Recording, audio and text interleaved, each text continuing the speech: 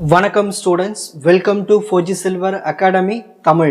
இந்த வீடியோவில் என்ன தெரிஞ்சுக்க போகிறோன்னா, find the reactions at the supports of the overhanging beam shown in a figure.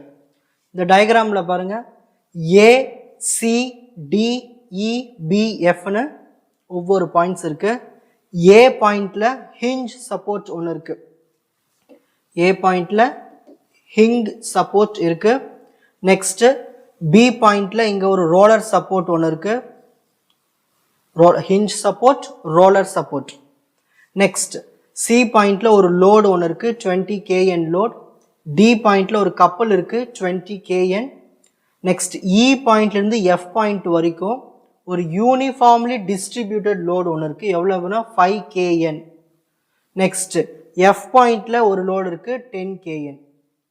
So given datas கொடுத்துட்டாங்க, டிஸ்டன்ஸ் கொடுத்துட்டாங்க. ஏ பாயிண்ட்லேருந்து சி பாயிண்ட்டுக்கு 2 மீட்டர், சிலேருந்து டி 2 மீட்டர், டிலேருந்து இ 2 மீட்டர், இலேருந்து பி 4 மீட்டர், பிலேருந்து எஃப் 3 மீட்டர்.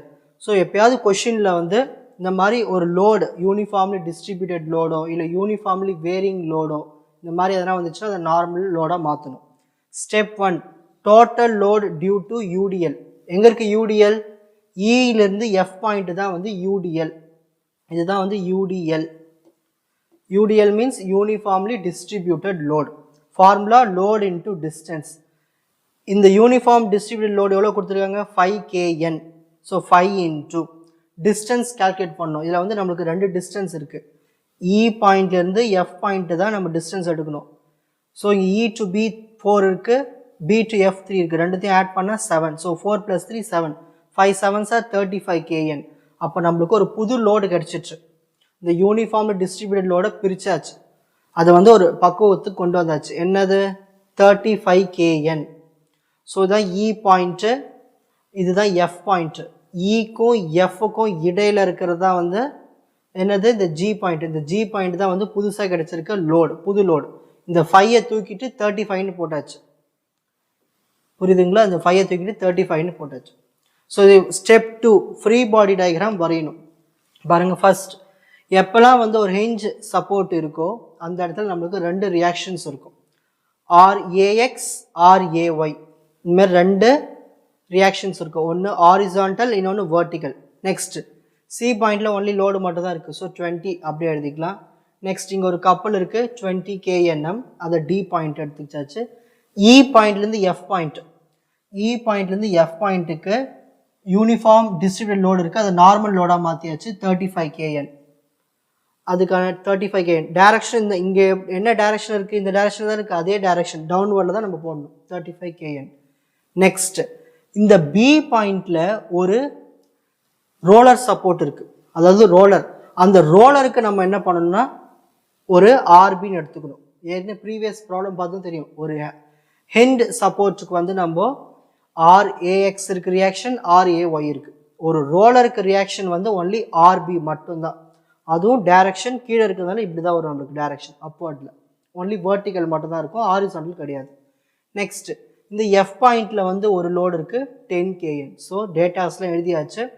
நெக்ஸ்ட் இப்போ distance 2 metre, 2 metre, 2 metre. இப்போ தான் நம்ம உஷாராக இருக்கணும். என்ன உஷாராக இருக்கணும்னா, இந்த இலிருந்து இந்த பி பாயிண்ட், இந்த இலிருந்து B point, E to B, ஓகேங்களா? இந்த இலேருந்து பி பாயிண்ட்டுக்கு நம்ம என்ன பண்ணணும்னா இங்கே 4 மீட்டர்னு இருக்குது. ஏன்னா இந்த இடத்துல நம்மளுக்கு வந்து என்ன, அது யூனிஃபார்ம் டிஸ்ட்ரிபியூட்டட் லோடு உருவாகுது. அதனால் அதை நம்ம என்ன பண்ணணும், பிரிக்க போகிறோம். அதை ரெண்டாக பிரிக்க போகிறோம். இப்படி இந்த இலிருந்து பிக்கு இடையில நம்ம ஒரு புது லோடு ஜாயின் பண்ணியிருக்கோம், அதை நம்ம ரெண்டாக பிரிக்க போகிறோம். அது எப்படி பிரிக்கலான்னா, டோட்டல் டிஸ்டன்ஸ் இங்கே 4 இருக்குது, இங்கே 3 இருக்குது. ஸோ இந்த 4 and 3 ஆட் பண்ணால் 7. 4 and 3 ஆட் பண்ணால் 7. இந்த 7ஐ 2ஆல் டிவைட் பண்ணணும். 2ஆல் டிவைட் பண்ணால் எவ்வளோ வரும்? 3.5. அந்த 3.5 எடுத்து ஃபஸ்ட்டு எழுதணும். இன்னொரு டிஸ்டன்ஸ் வந்து இந்த 4 கூட மைனஸ் பண்ணணும். 4 - 3.5 0.5. அப்புறமா இந்த 3 எடுத்து அப்படியே அந்த பக்கமாக எழுதிடணும். இதுதான் முக்கியமான ஸ்டேஜே. இன்னொரு வாட்டி சொல்கிறேன் பாருங்கள். இது வரைக்கும் நம்மளுக்கு டிஸ்டன்ஸ் அப்படியே தான் ஒரு டயக்ராமில். ஒரு யூனிஃபார்ம்லி டிஸ்ட்ரிபியூட்டட் லோடு வந்த உடனே நம்ம டிஸ்டன்ஸ் இங்கே மாறுபடும். E பாயிண்ட்லேருந்து F பாயிண்ட்டுக்கு டோட்டல் டிஸ்டன்ஸ் 4 + 3 7. அந்த 7-ஐ 2ஆல் டிவைட் பண்ணோம். எப்பயுமே ஒரு யூனிஃபார்ம் டிஸ்ட்ரிபியூட் லோட்னா 2ஆல் டிவைட் பண்ணோம். டிவைட் பண்ணால் 3.5 அப்படியே வச்சுக்கணும். நம்மளுக்கு இடையில் வந்து இங்கே ஒரு என்ன ரோலர் வந்திருக்கு, ஒரு ரோலர் வந்திருக்கு. ரோலர் வந்ததுனால தான் பிரச்சனை. ரோலர் வரலன்னு நம்ம இந்த EFஐ 2ஆக பிரித்து டோட்டல் 7 இருக்குங்க இல்லையா, 7 பாதி எவ்வளவு 3.5. ஸோ இந்த பக்கம் 3.5, இந்த பக்கம் 3.5ன்னு எழுதிடலாம். சென்ட்ரல் இங்கே ரோலர் வந்ததுனால இந்த ரோலர் வரைக்கும் நம்ம பாதையாக பிரிக்கணும். ஈலேருந்து பி இதுதான் E பாயிண்ட்டு, இதுதான் B பாயிண்ட். இதுக்கு நடுவில் தான் நம்மளுக்கு இந்த G பாயிண்ட் இருக்குது. ரோலர் அந்த யூனிஃபார்ம்லி டிஸ்ட்ரிபியூட்டட் லோடுக்கான வேல்யூ இருக்குது 35. அதை எடுத்து இங்கே எழுதியிருக்கோம். ஸோ இதை ரெண்டுத்தையும் பிரிக்கிறோம். அது எப்படி பிரிக்கலான்னா டோட்டல் டிஸ்டன்ஸ் எவ்வளவு EF 7. இந்த 7-ஐ 2ஆல் டிவைட் பண்ணால் 3.5. இந்த 3.5 எடுத்து இங்கே எழுதிக்கணும். இந்த 4ல் 3.5 போயிடுச்சுன்னா 0.5 எடுத்து இங்கே எழுதணும். இந்த 3 எடுத்து அப்படியே எழுதிக்கணும். இப்போ டோட்டலாக எண்ணி பாருங்கள், டோட்டலாக 7 தான் வரும். இந்த மாதிரி பிரிக்கணும். ஏன் அப்படி பிரிக்கிறோம்? ஏன்னா அது வந்து ஒரு uniformly distributed load. Uniformly distributed லோடுனா அந்த 2ஆல் டிவைட் பண்ணணும் டோட்டல் டிஸ்டன்ஸ். அதை வச்சு நம்ம இங்கே மேக் பண்ணணும். ஓகேங்களா? ப்ரீவியஸ் ப்ராப்ளம் பார்த்துருந்தீங்கன்னா புரியும். அதுதான் இந்த ப்ராப்ளம் வந்து நான் திரும்ப சொல்லிட்டு இருக்கேன். இந்த ஸ்டெப் 3 மொமெண்ட் கண்டுபிடிக்கணும். Summation MA. இந்த A பாயிண்ட்ல என்ன மொமெண்ட் இருக்கு? இதுதான் A பாயிண்ட். இந்த A பாயிண்ட்ல என்ன மொமெண்ட் இருக்கு? ஆரோ அப்வர்ட் ஆரோ நம்ம ப்ளஸ்ன்னு எடுத்துக்கிறோம். மொமெண்ட் நம்ம லாஸ்ட்லேருந்து ஸ்டார்ட் பண்ணணும். லாஸ்ட் என்ன இருக்குங்க? 10 kN இருக்கு. ஸோ 10 ஆரோ வந்து டவுன்வர்டில் இருக்குது. ஸோ -10. இந்த F பாயிண்ட்ல இருந்து இந்த A பாயிண்ட்டுக்குள்ள டிஸ்டன்ஸ் இது ஃபுல்லாக 7. 7 + 2 9, 9 + 2 11, 11 + 2 13 முடிஞ்சு போச்சு. இன்ட்டு 13ஆல் மல்டிப்ளை பண்ணும். நெக்ஸ்ட் அடுத்த லோடில் இருக்குது RB. மேலே அப்போர்டில் தான் இருக்குது. So plus RB into. So இங்கேருந்து கணக்கு பண்ணணும் டிஸ்டன்ஸ் 3.5 + 0.5 4, 4 + 2 6, 6 + 2 8, 8 + 2 10, 10ஆல் மல்டிப்ளை பண்ணணும். அடுத்த லோடில் இருக்குது 35. G பாயிண்டில் இருக்குது. டவுன்வர்டில் இருக்கிறதுனால -35 இன்ட்டு இதோட டிஸ்டன்ஸ் இங்கேருந்து 3.5 + 2 5.5, 7.5, 9.5. நெக்ஸ்ட் அடுத்த லோடு வந்து இது வந்து கப்பல் 20. எப்பயுமே இந்த மாதிரி ஆரோ வந்துச்சுன்னா நம்ம வந்து மல்டிப்ளைலாம் பண்ண தேவையில்லை. ஆரோ வந்து கீழே இந்த கீழ் பக்கமாக இருக்கப்போ மைனஸ் போட்டுட்டு இந்த 20 எடுத்து அப்படியே எழுதினாலே போதும். நெக்ஸ்ட் அடுத்த லோடில் இருக்க மைனஸ். ஏன் மைனஸ்? டவுன்வர்டில் இருக்குது. -20 இன்ட்டு டிஸ்டன்ஸ் பார்க்கணும். ஏலேருந்து சிக்கு என்ன டிஸ்டன்ஸ் 2. முடிஞ்சு போச்சு. அந்த மொமெண்ட் A வரைக்கும் முடிச்சாச்சு. Equal to 0. 10 × 13 -130. 10 × RB 10 RB.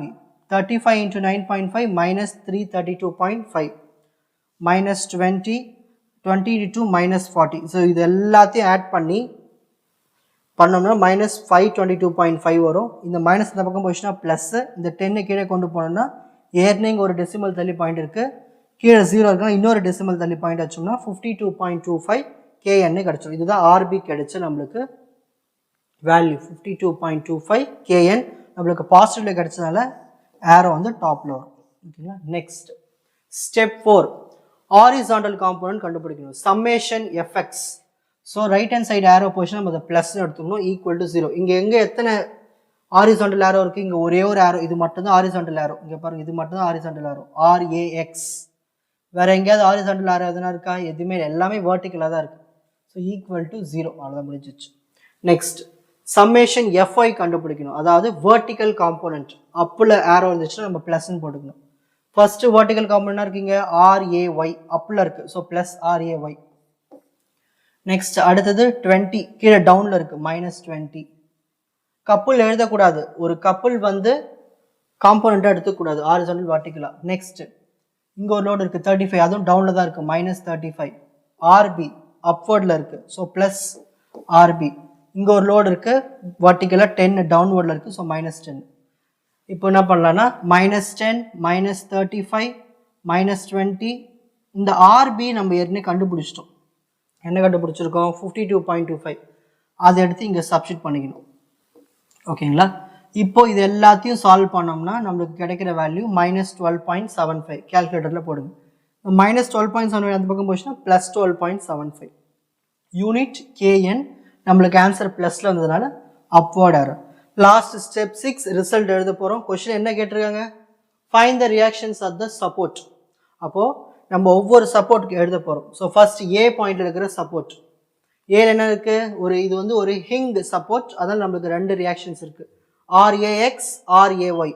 ஆர்ஏஎக்ஸ்னுடைய answer 0, ஆர்ஏஒய்னுடைய answer என்ன இருக்கு, ஆர்ஏஒய்னுடைய ஆன்சர் 12.75 கேஎன். ஆன்சர் பாசிட்டிவ், அதனால் அப்வர்ட் டைரக்ஷன்.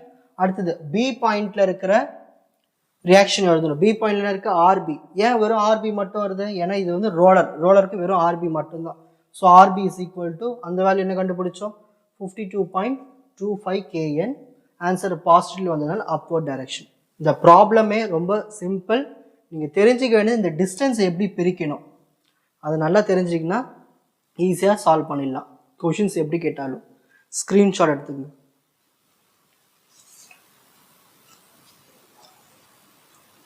இந்த ப்ராப்ளம் ஈஸியாக புரிஞ்சிருக்கும்னு நினைக்கிறேன். வாட்ச் அதர் எபிசோட்ஸ் இன் த appropriate playlist. 4G Silver Academy Strength Success Clarity. வணக்கம்.